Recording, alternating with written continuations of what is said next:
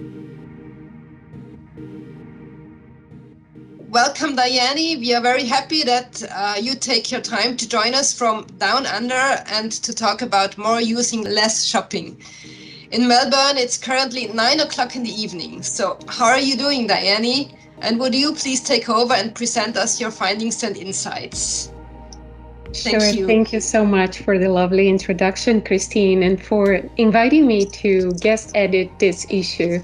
I'm doing well here. Excuse the light, which is bad because it is evening. But thank you all for also choosing to spend some of your lunchtime with us here today. And I'm here to introduce or give a brief overview of the articles of the special issue to you. Of course, inviting you all to read it, as there's much more information there than we can communicate in this brief webinar. So when we talk about conscious consumption, who are these conscious consumers? This is not an invention from academic researchers. It's a trend, and it is happening right now.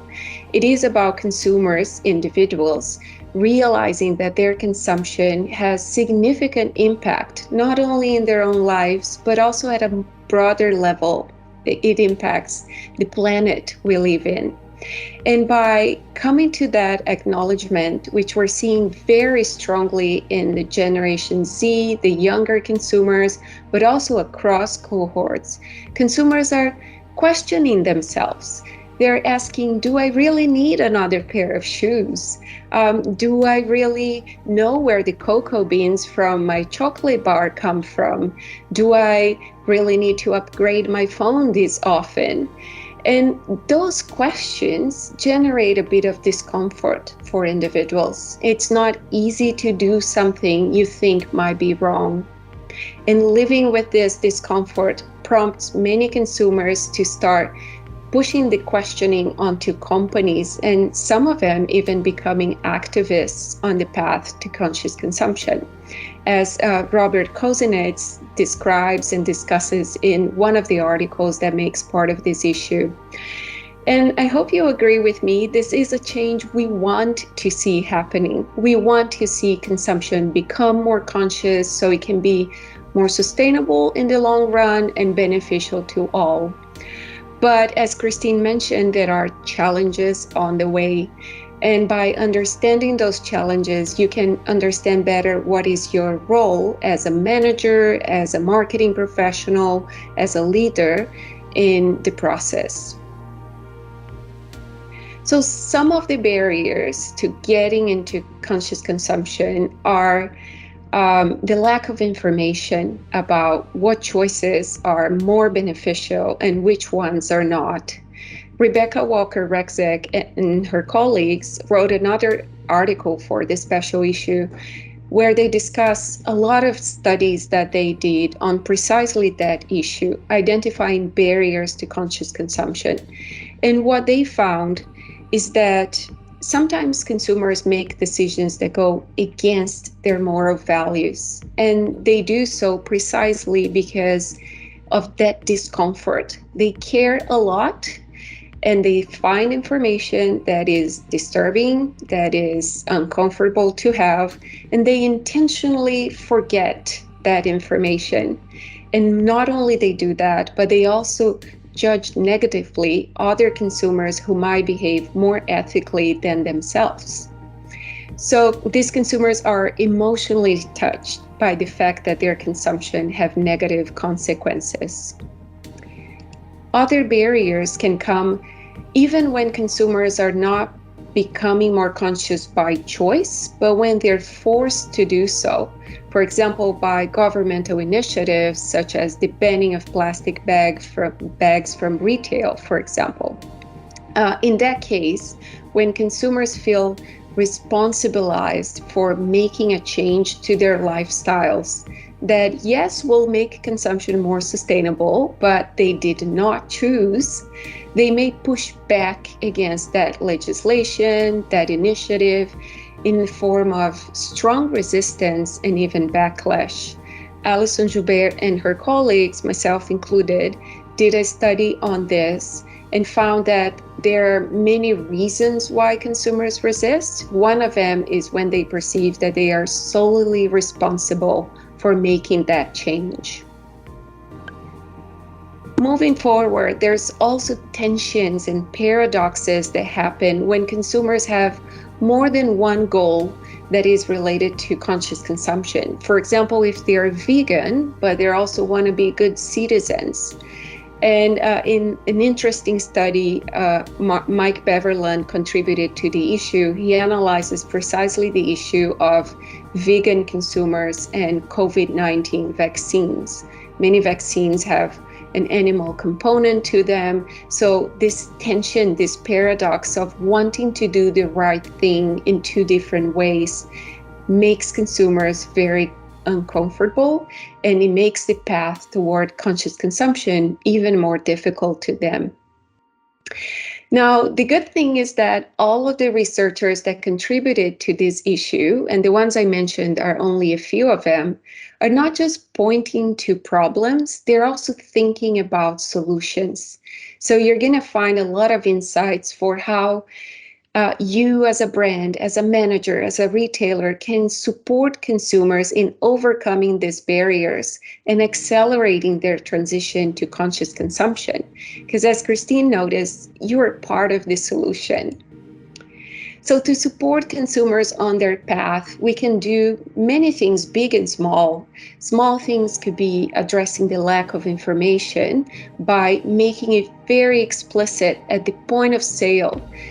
Information about the ethical qualities of a product. This should be as visible as the price tag for a product, because that's the moment when making a decision that consumers need to have that information available and not be allowed to forget about it. Stoltenberg and her colleagues in another article for the issue found that by increasing the amount of information in product labels that categorize products according to their level of ethical value, consumers can make more informed decisions. It avoids misinterpretation of the labels, and it increases their willingness to prefer the more ethical option. And there are companies that are successfully basing their entire business model around supporting consumers on the path to conscious consumption. We are featuring a few of those companies in this special issue. One of them is Save Your Wardrobe, which is featured in an interview I did with Professors Deirdre Shaw and Kat Duffy from the University of Glasgow. Save Your Wardrobe is a startup, and they developed this app which helps consumers navigate their existing wardrobe and engage for longer with the clothes they already own. So it makes fashion more sustainable in that way. We're hoping to see more companies contributing those kinds of solutions, because overall what this issue shows is that conscious consumption is a goal that cannot be achieved by consumers alone. We cannot responsibilize consumers because they will resist and push back against that effort.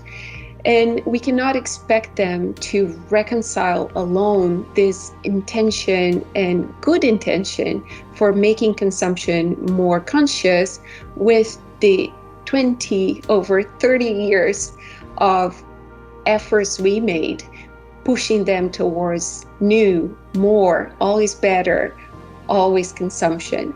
So for conscious consumption to materialize, we need to reimagine consumption itself. We need to think about consumption as not being shopping, but using. We need to support consumers in developing new skills rather than just being good shoppers that know how to identify deals and find the best choice in the market. They will need to learn about materials and production processes. They'll need to develop skills such as repairing products, mending clothes, repairing electric appliances. They need to learn how to use the products they have already to make them last longer and acquire products that will facilitate that in the future.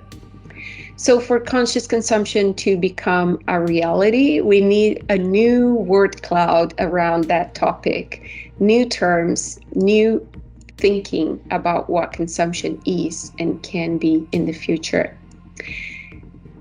I would like to end with another example from the fashion industry, because fashion has been highly responsible for much waste and environmental damage, and this has been increasingly present in popular media. So in the fashion industry, we're seeing a very fast rate of consumers becoming more conscious and more publicly so. So Kauai is one Australian brand of fashion. They make clothing, shoes, and accessories. And their single goal is that not one of their products ever hits the landfill. To achieve that, they select durable materials that are easy to repair in producing their products. They offer repairs for the lifetime of their products. So if a consumer purchased a pair of shoes 3 years ago and suddenly the shoe has a problem, they can bring it to any of Kauai's stores to be repaired for free. And they are also responsible for, at the end of the life of a product, when the consumer no longer is interested in keeping that product, the company collects it and makes sure that it is either repaired and resold or reused for different purposes, or finally the materials are recycled.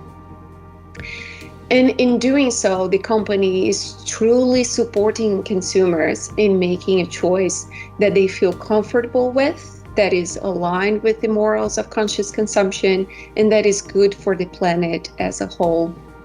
We hope to see larger companies also joining in this purpose and replicating similar models. So this was my brief introduction to the issue. I would be very happy to hear your thoughts, comments, and questions about it, and I invite you to read all of the articles that we presented. Thank you.